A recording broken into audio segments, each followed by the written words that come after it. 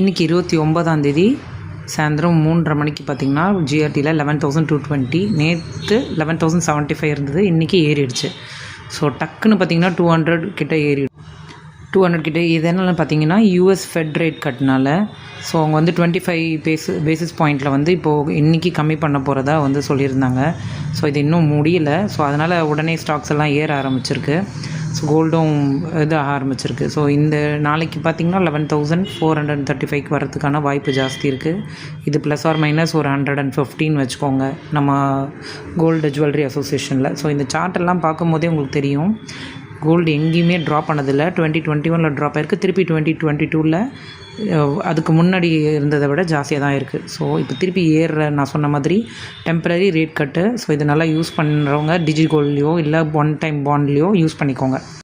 இதுக்கப்புறம் ஏறுறது கண்டிப்பாக ஜாஸ்தி வாய்ப்பு இருக்குது. ஸோ கொஞ்சம் கொஞ்சமாக வாங்குறவங்க இப்போ வாங்கிக்கோங்க.